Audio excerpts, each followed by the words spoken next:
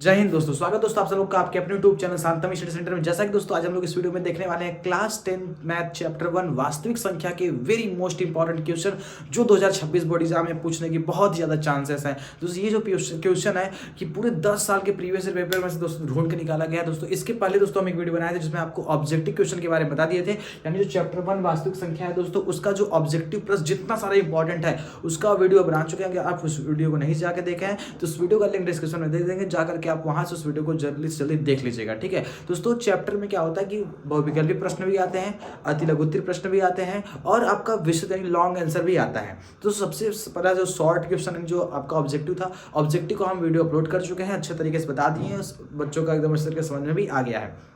तो उसके बाद दोस्तों जो इस चैप्टर से हमारा अति लघुत्तरीय और लघुत्तरीय और लॉन्ग वाला यानी ये सब चीज क्वेश्चन छूट गए थे, तो हम सोचे उसको भी एक वीडियो लेकर के आए, उसको भी कहा था कि दोस्तों आपका एक भी इस चैप्टर से एक भी ऐसा क्वेश्चन ना हो जो आपकी बोर्ड एग्जाम इसके बाहर से आ जाए। सब दोस्तों क्वेश्चन सब इसी के अंदर से आएगा, उसका टेंशन आप लोग मत दीजिए दोस्तों, क्योंकि ये सब सारे जो क्वेश्चन सब दोस्तों रिपीटेड है, बार बार बोर्ड एग्जाम में ऐसे ही प्रश्न देखने को मिलते हैं। जैसे बिना टाइम को वेस्ट के वीडियो को शुरू करते हैं और एकदम बेहतरीन तरीके से देखना स्टार्ट करते हैं।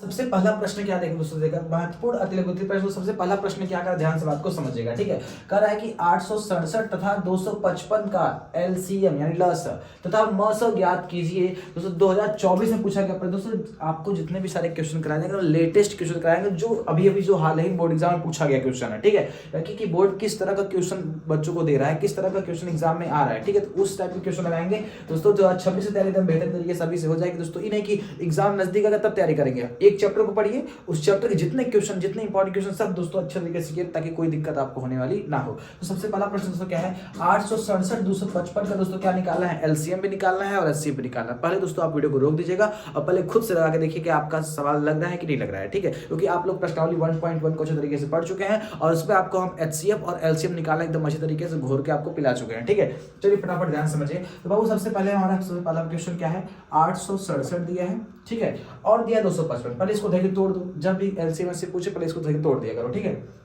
इसको देखे तोड़ देते हैं, बताओ लास्ट में पहले किसको जोड़ के देखो। अच्छा 8 6 कितना होता है 14, और 14 7 कितना होगा 7 4 21 हो जाएगा। क्या 21 2 के पहाड़े में, क्या 21 3 के पहाड़े में आता है? अगर इन सबको जोड़ने पे अगर वो नंबर 3 के पहाड़े में आएगा तो वो 3 से कट, जैसा लिखते हैं 81। अच्छा तो 81 जोड़ो, 8 और 1 कितना होता है 9, क्या 9 3 के पहाड़े में आता है? ससुराई 3 से कट जाएगा। अच्छा तो लिखते हैं 27, बताओ 27 बताओ 7 2 कितना होता है 9, 9 के 9 3 के पहाड़े में आता है तो कट जाएगा। ठीक है, सेम इस तरह जोड़ के देखेंगे क्या वो 3 के पहाड़े में आता है कि नहीं, से कट जाएगा।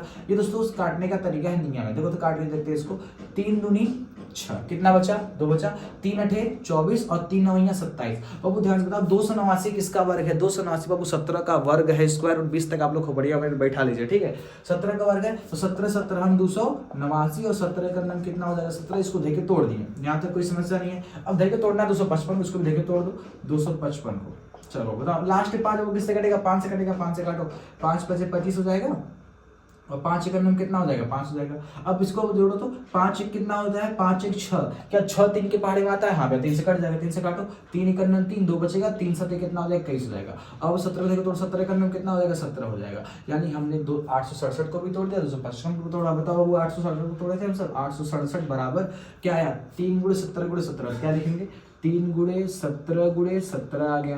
अब 255 तोड़े थे 255, इसको दो तोड़ो 5 × 3 × 17, तो क्या लिख देंगे 5 × 3 × 17, इस तरह हो जाएगा। बाबू देखो आपको बताए थे हम लोग को एचसीएफ निकाल, एचसीएफ क्या कहता है बताओ, जिसका जिसका जोड़ा बन रहा है उसको निकाल लो, बाकी आपसे किसी से कोई मतलब नहीं है। बताओ अच्छा इन दोनों में कौन नंबर मैच कर रहा है? भैया इसका जोड़ा बन गया, इसको निकाल लो, बाकी और कौन जोड़ा मैच कर रहा है? हाँ एक देखो 3 भी बाबू दोनों मैच कर रहा है, तो इस 3 को भी क्या करिए निकाल लीजिए।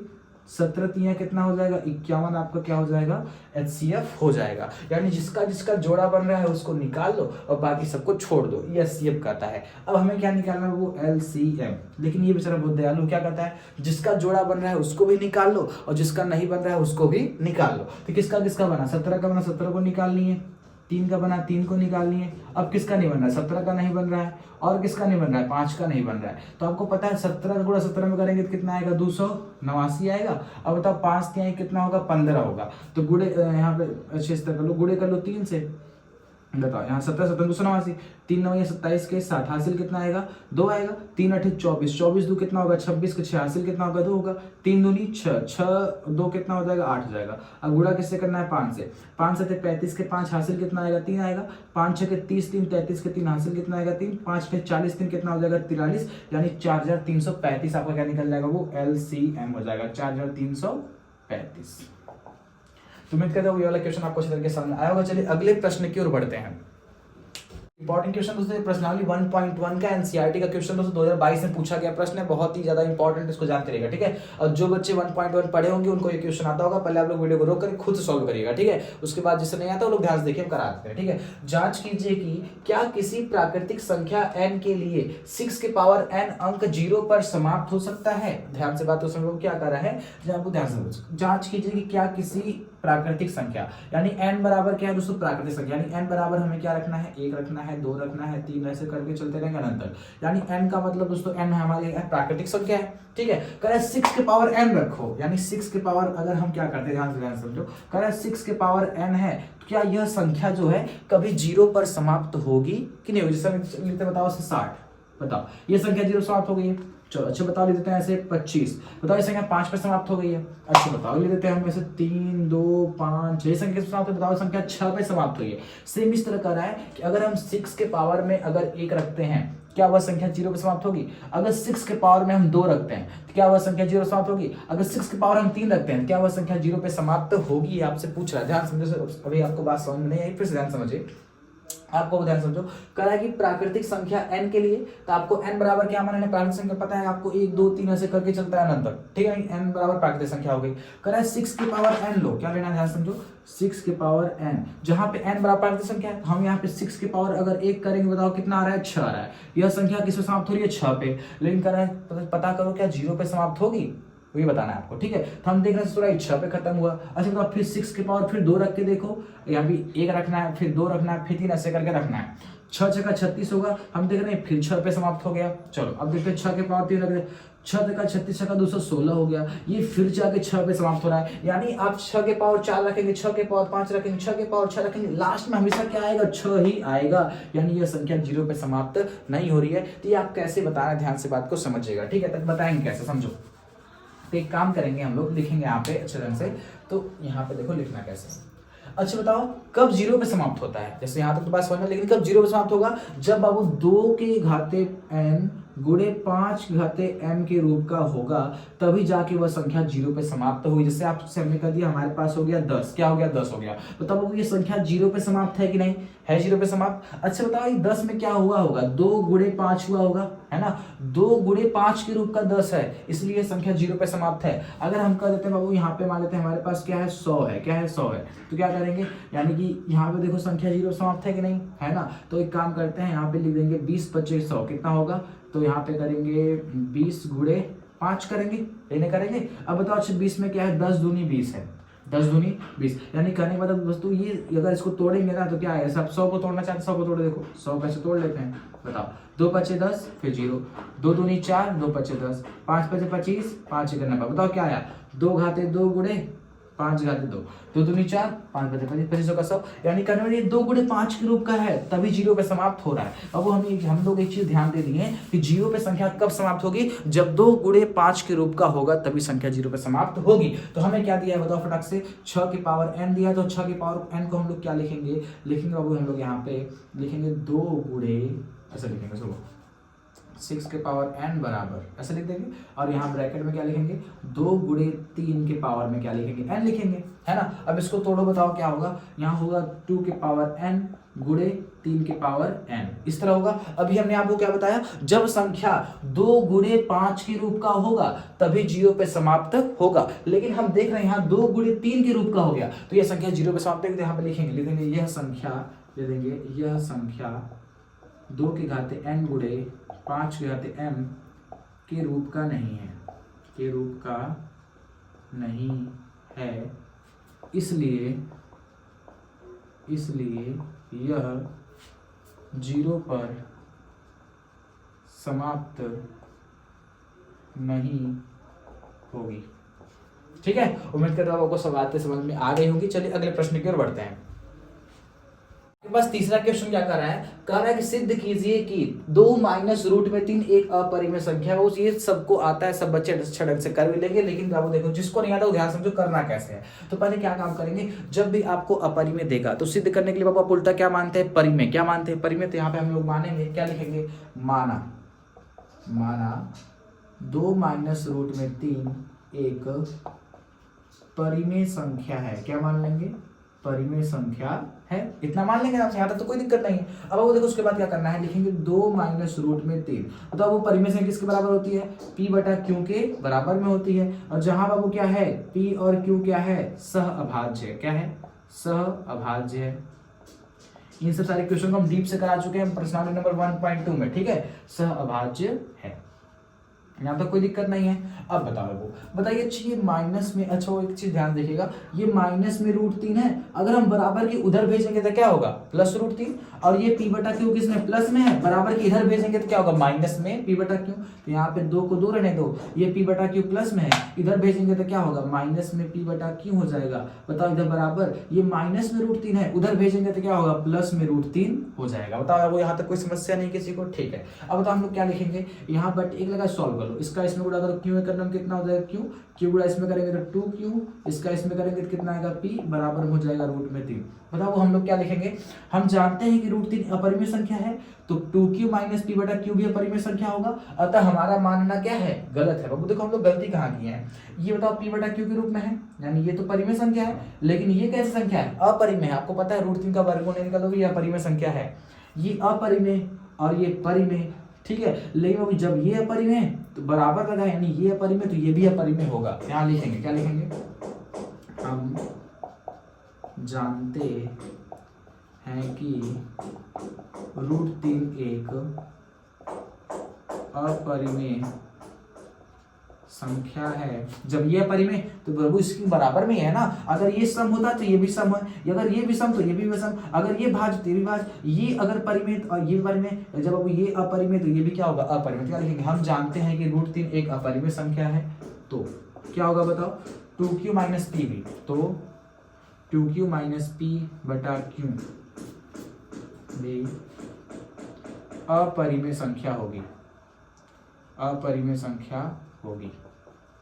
चलो बताओ ये क्या कभी परिमेय अपरिमेय हो सकता है, नहीं, यानी कि बाबू, लेकिन देखो हम लोग क्या इतना बात ले दिए, लेकिन ऐसा संभव नहीं है, यानी हमने कहीं ना कहीं कुछ न कुछ तो गलती की है।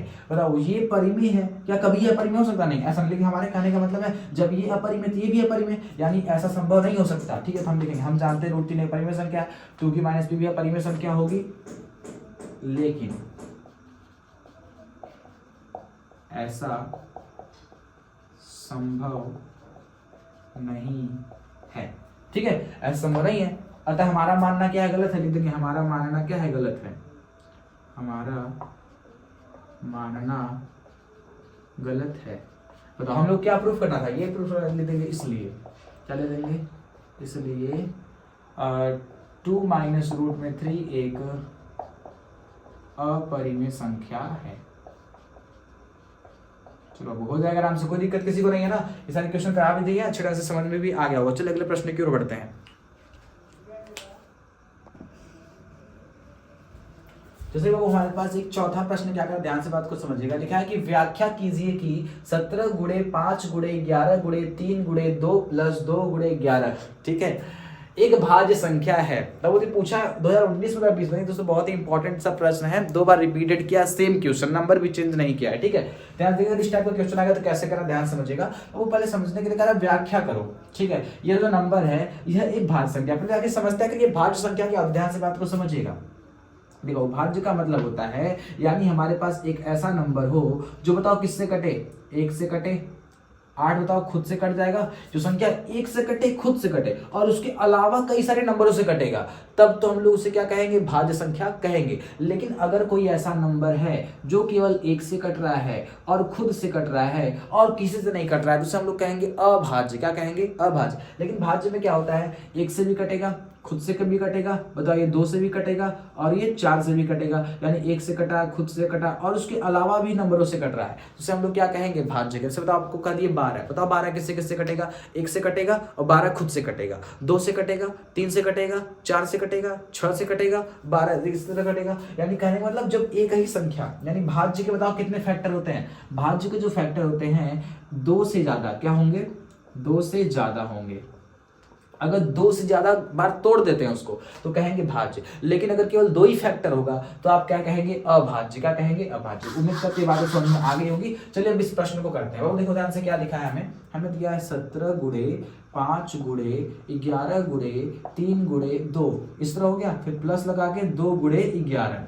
बताओ, अच्छा कहने का मतलब अगर हम इन सब का गुणा करेंगे तो हमें एक नंबर मिलेगा, ठीक है, और हम 11 का गुणा 2 में करेंगे 22 एक नंबर मिलेगा, और जब इन सब को जोड़ लेंगे तो एक बड़ा सा नंबर आएगा। अब वो जो नंबर है आपको बताना है, वो जो नंबर है वो भाज्य है कि अभाज्य है, ठीक है। अभाज्य है तो क्यों भाज्य वो बताना है, ठीक है। तो ध्यान से हम गुणा उड़ा नहीं करेंगे, बस समझो ध्यान से करना क्या है, बताओ। अच्छा बताओ, इन सब नंबरों में आपको एक नंबर दिखाई दे रहा है, हाँ 17 65 दिखाई दे रहा है, और इससे बताओ एक नंबर दिखाई दे, दोनों अलग अलग है, ठीक है, समझो। तो इसमें भी 11 दिखाई दे रहा है, इसमें भी 11 दिखाई दे रहा है, यानी यह जो संख्या है 11 से कटेगी और यह वाली संख्या 11 से कटेगी, दोनों में से क्या करें, 11 को बाहर निकाल लेते हैं। जब 11 को बाहर निकाल लेंगे बताओ कॉमन का मतलब क्या होता है, इस संख्या का इस संख्या में क्या कर रहे हैं, भाग कर रहे हैं, यानी इसके पूरे बटे में क्या 11 है, तो करने मतलब इसका इससे भाग करेंगे। जब 11 को हम लोग बाहर निकाले तो 11 से 11 कहानी खत्म, क्या बचा खाली 17 गुणे 5 गुणे 3 गुणे 2, अब प्लस में इधर 11 से वाला 11 खत्म, खाली क्या बचा, 2 बचा। तो क्या लिखेंगे,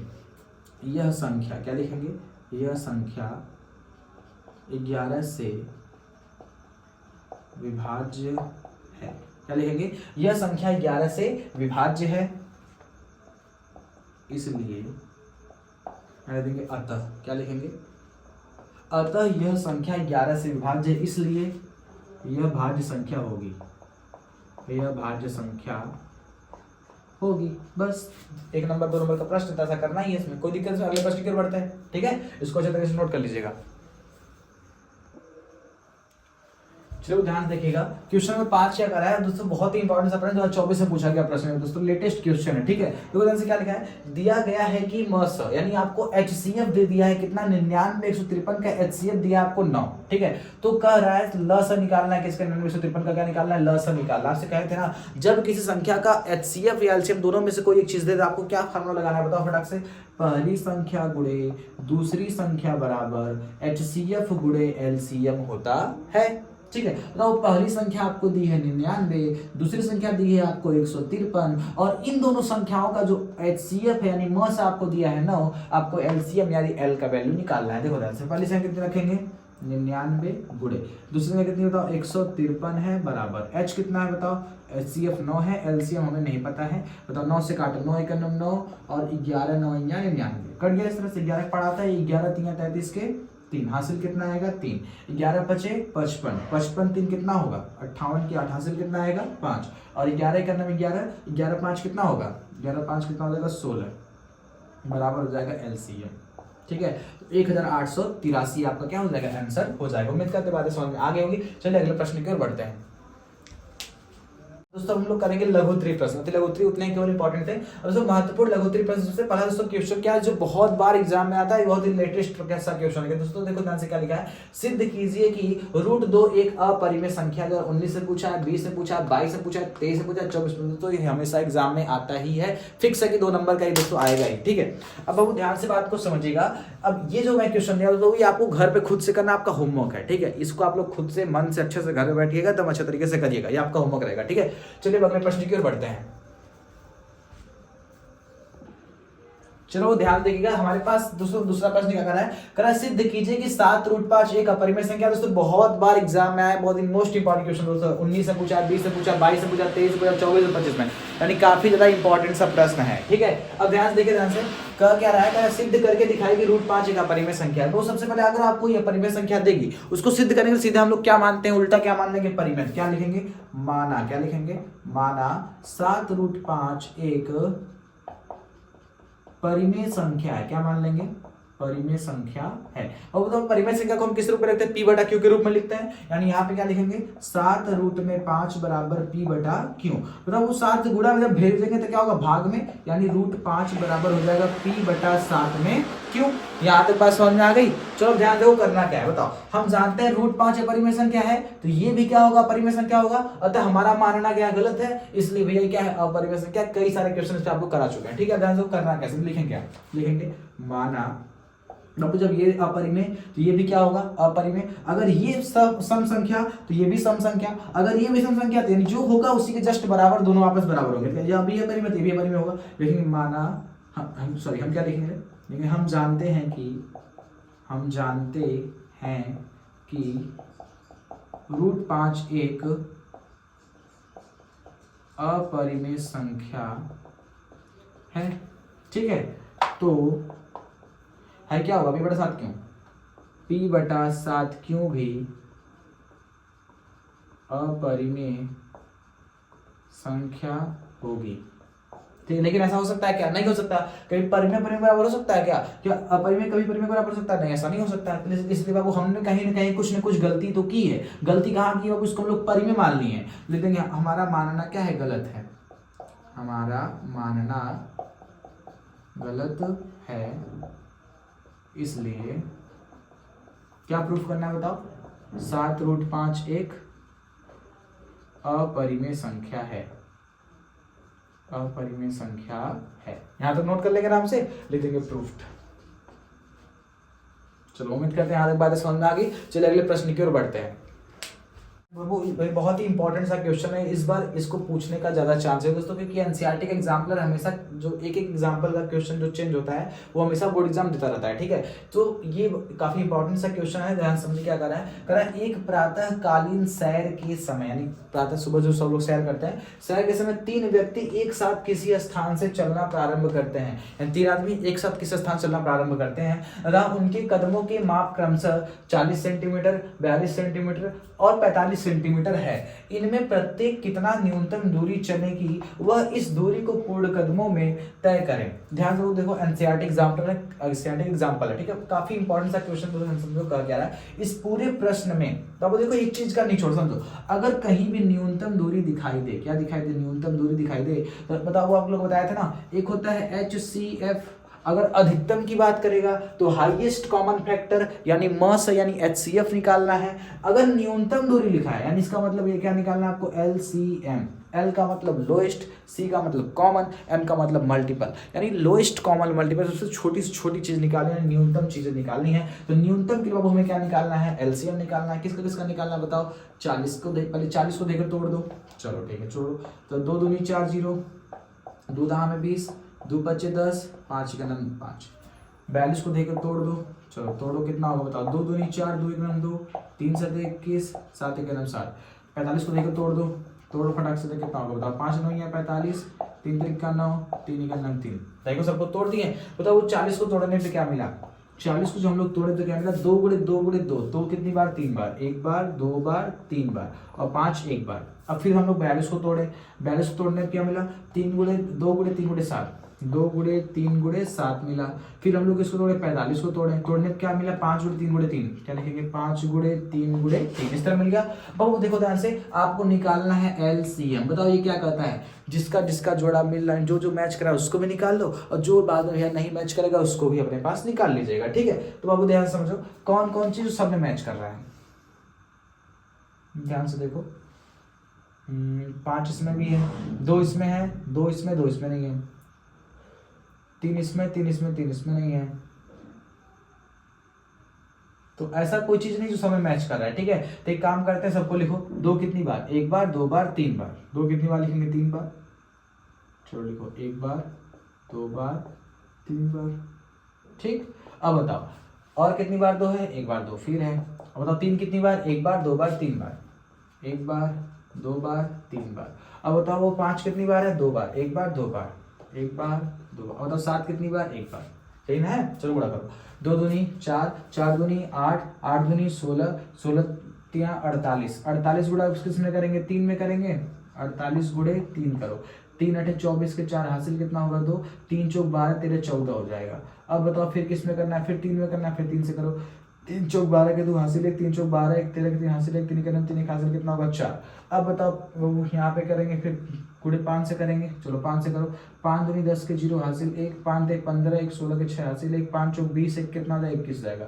फिर करना है 5 से, फिर 5 से करो। बताओ 5 शून्य 0 5 6 30 के 0 हासिल 3, 5 गुना 5 3 8, 5 दूनी कितना हो जाएगा 10 जाएगा। फिर किससे करना है 7 से करना, 7 से करो कितना होगा बताओ। 7 शून्य 0 7 शून्य 0 7 8 56 के 6 हासिल 5, 7 शून्य 0 5 उतार लो, 7 इक्यावन कितना हो जाएगा 7, यानी कि 75 600 कितना हो जाएगा 7 5 6 डबल 600। ये अब क्या निकल जाएगा, एलसीएम निकल जाएगा। ठीक है, चलो यहाँ तक बात समझ में आ गई। चलिए अगले प्रश्न की ओर बढ़ते हैं। चलो यहाँ तक हम लोग इसको तोड़ लिए। तो 40 तोड़ने पे क्या क्या मिला है, 2 कितनी बार, 1 बार 2 बार 3 बार, 2 के पावर कितना आएगा 3 और यहाँ पे लगा देंगे 5। फिर हम लोग बैलेंस तोड़े, बताओ वो बैलेंस तोड़ने पे क्या क्या मिला हम लोग को, 3 2 गुणे 3 गुणे 7, 2 गुणे 3 गुणे 7 कर लेंगे। फिर 45 तोड़ने पे बताओ क्या मिला हम लोग को, 5 गुणे 3 गुणे 3 मिल गया। हमने निकाला वो एलसीएम। बताओ पावर वाला एलसीएम 3 2 बार है तो यहाँ लिखेंगे 3 की पावर 2। बताओ पावर वाला एलसीएम कैसे निकालते हैं, जिसकी सबसे बड़ी पावर होगी उसको निकाल दो। बताओ 2 की पावर इस 2 3 इसमें, 2 की पावर 1 इसमें, सबसे बड़ी पावर इसके पास, 2 की पावर 3 को निकाल लो। ठीक है, अब बताओ 3 की पावर 2 इसके पास, 3 की पावर 1 है, सबसे बड़ी पावर 3 की पावर 2, 3 की पावर 2 को निकाल लो। अब बताओ वो 5 की पावर 1 इसके पास, 5 की पावर 1 दोनों की पावर सेम है तो केवल 5 को निकाल लो। अब बताओ अकेला कौन है 7 7 को निकाल लो। यहाँ तो कोई समस्या नहीं है ना। अब ध्यान से सॉल्व कैसे करना है, 2 दूनी 4 दूनी 8 हो जाएगा, 3 3 9 हो जाएगा, 5 हो जाएगा, यहाँ पे हो जाएगा 7। देखो 8 5 40 और 4 9 36, 360 गुणे किस में करेंगे 7 में करेंगे, 7 6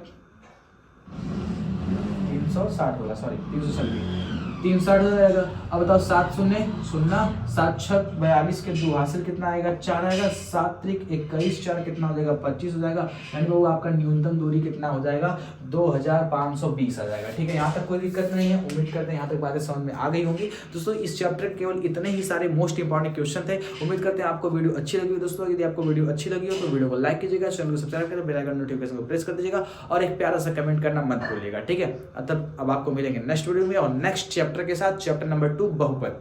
चलिए तब तक के लिए बाय बाय, जय हिंद, वंदे मातरम।